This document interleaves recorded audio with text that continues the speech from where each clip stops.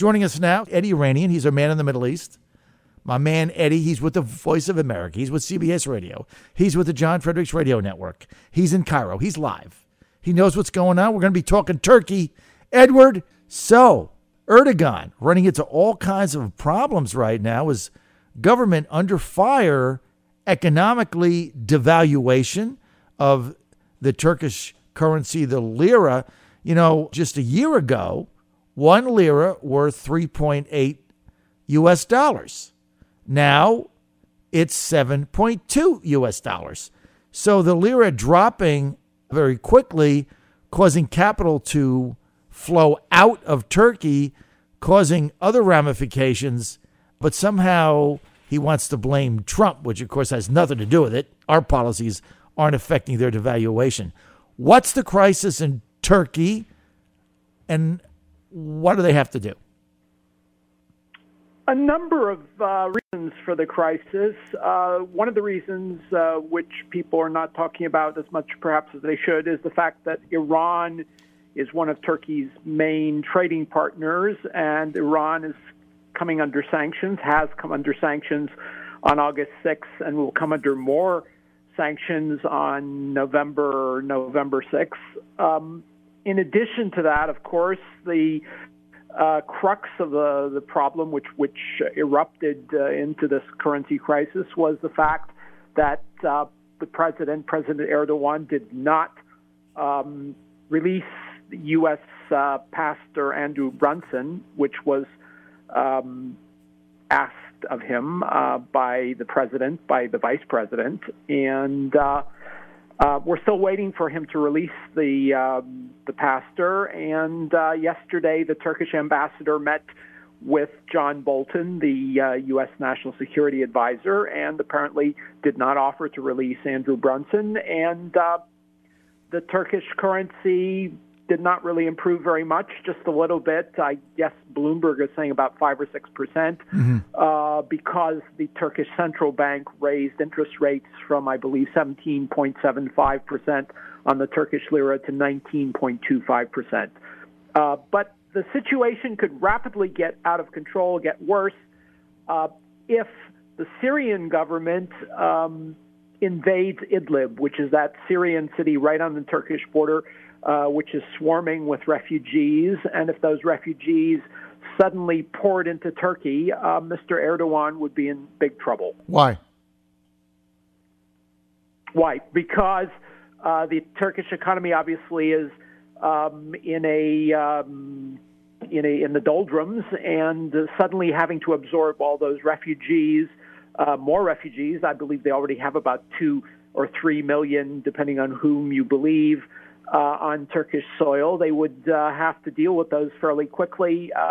What you do, you have to house them somewhere, you have to feed them, and they could also represent a security threat because many of them are jihadists, many of them belong to al-Qaeda-affiliated groups, and U.S. envoy to Iraq, Brett McGurk, called them the biggest collection of terrorists, al-Qaeda terrorists, since 9/11. So the question is, Edward, how many are we talking about in Idlib? I mean, how are we talking about 100,000, 50,000? What is the number of refugees that could then flood into Turkey and go over the border? Well, it's not entirely clear because a lot of people have come. There's been an influx from Lira in the south and from all the other towns and cities which the government has retaken. They've allowed the people, the militants that have controlled those towns, to flee north to Idlib. Flee is not quite the word. They've even given them green government buses to take to get there. But at this point, the Turkish Prime Minister, the Turkish Foreign Minister, and the Russian Foreign Minister, Sergei Lavrov, were discussing this morning what was going to happen in Idlib. I think a lot of people are hoping to see a negotiated settlement, but it doesn't really look that way. President Assad of Syria would like to retake the city, and that would necessarily push a lot of these people into Turkey. Maybe not the civilians, not all the civilians, but a lot of the militants, and that would represent a security threat in addition to the economic cost of having all these people flood in. And I didn't give you a figure. I saw someone quoting 1.5 to 2 million people in Idlib right now. Let's assume that 1 million of those people fled into Turkey. That would cause a major crisis for Turkey. I tell you what, it is a very scary situation because it could have ramifications if the Turkish government continues to falter. One of the problems here you have, Eddie Yeranian from Cairo, is that it then has ramifications to other countries that are tied to them through trade and economics and other things. So it can have this ripple effect that kind of starts going from one country to the other, which is very concerning. Let's get to the pastor. Why doesn't Erdogan just release the pastor? I mean, why have him there when it's irked President Trump? Why not just, go to the United States and saying, okay, we're going to just release him, and then start a dialogue going and maybe talk about not doubling the tariffs on steel and aluminum like the president has said he's going to do, which is only going to further exasperate the situation. I mean, what is Erdogan gain here by keeping this pastor in custody? What does he gain? I guess he saves face because he's claimed that the Turkish cleric Fethullah Gulen, who is living in exile in Pennsylvania, was responsible for the coup attempt a couple years ago during the summer about now against him, and he's said that he wants to exchange the U.S. pastor for Fethullah Gulen. I don't think there's a lot of chance that the Trump administration does that, and I don't think there's really a reciprocity there because I don't think Pastor Brunson did anything that was political, and even Fethullah Gulen, there's a lot of question as to if he had any real impact on that alleged coup attempt against President Erdogan. I mean, there's saving face, and then there's economic chaos. I mean, I get the save face thing. I mean, but maybe there's a way PR-wise for Erdogan to do this.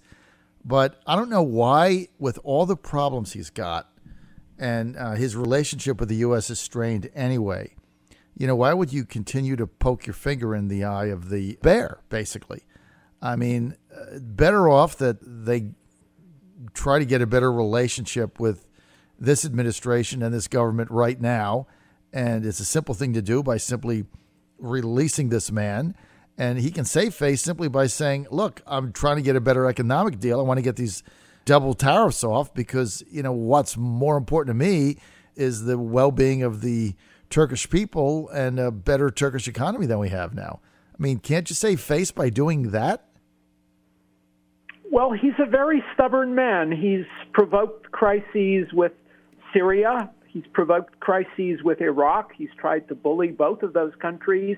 He's tried to provoke a crisis with Israel with those boats that went to Gaza a few years back. He's provoked the crisis with Egypt. He's got the Muslim Brotherhood opposition on his soil. He's broadcasting TV channels into Egypt saying that the Egyptians should overthrow the government. He's sent arms to the militants in Libya.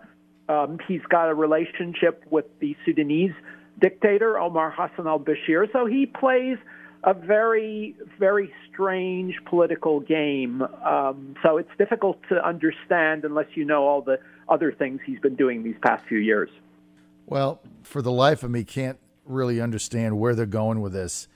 How deep, Edward Yeranian, how deep can this economic crisis for Turkey get?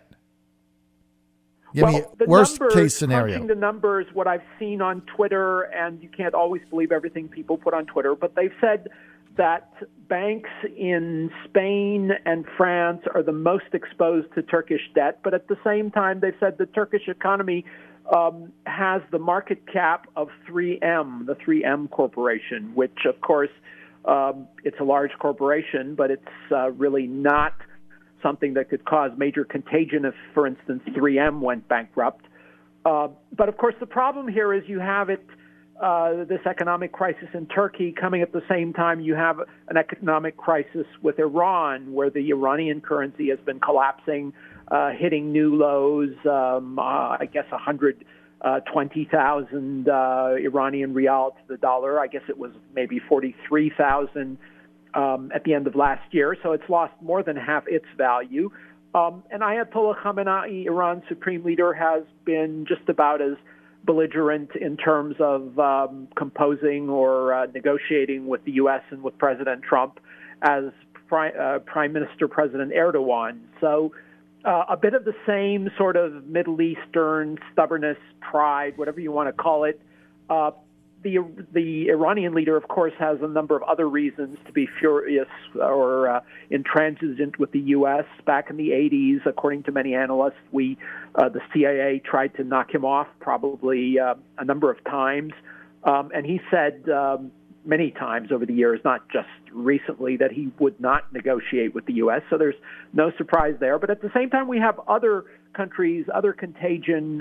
India, which is one of both Iran and Turkey's major trading partners, their currency hit a new low of 70 rupees to the dollar this morning. That is very worrisome. So you could have a ripple effect on other major currencies, other major countries' economies in the region.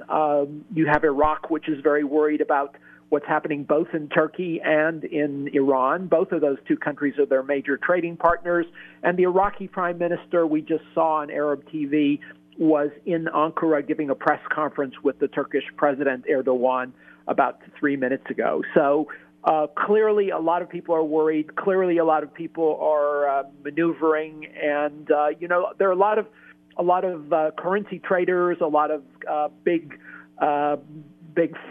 forex traders that would like to see a currency collapse. They profit from that. So if they cause or are part of the collapse of a number of currencies, this could affect the West as well. Well, and the Iranian economic situation is only going to get worse, Edward Yeranian. And we're with Edward Yeranian, a man in the Middle East.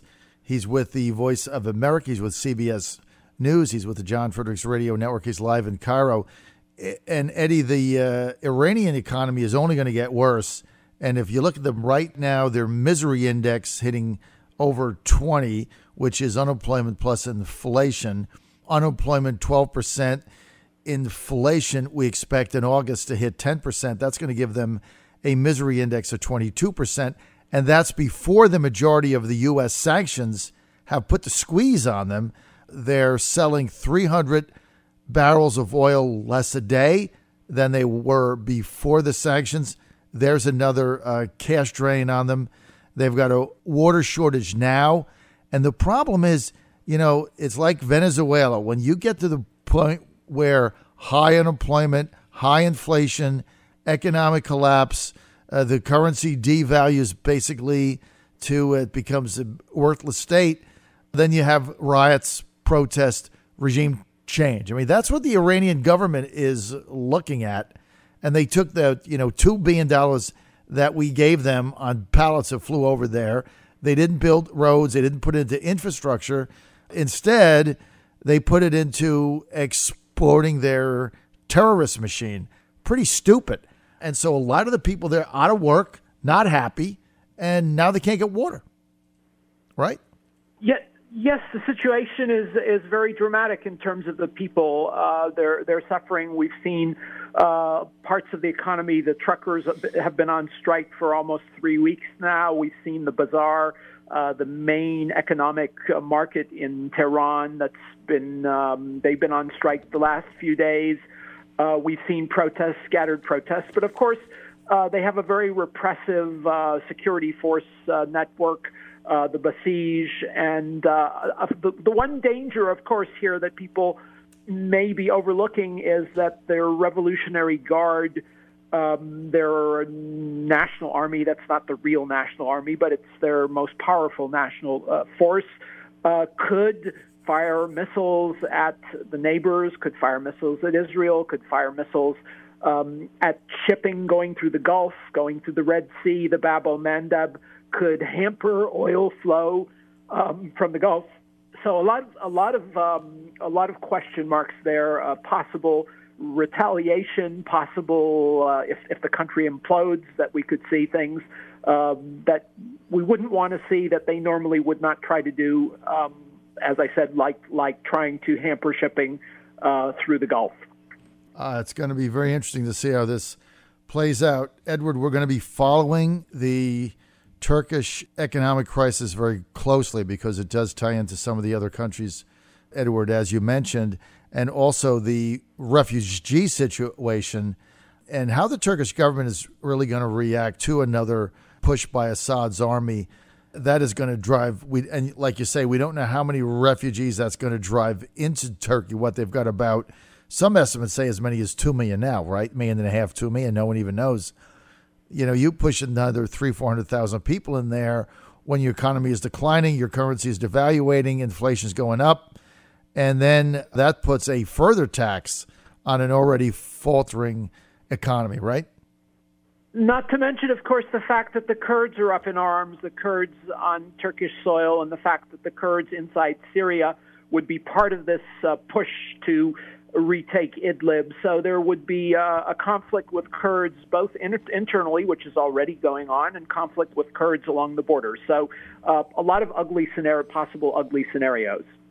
Edward Yeranian, we're out of time. Thank you for being with us today. Great update. Edward Yeranian, our guy in the Middle East, live, Cairo, Egypt. Thanks for being with us, Edward.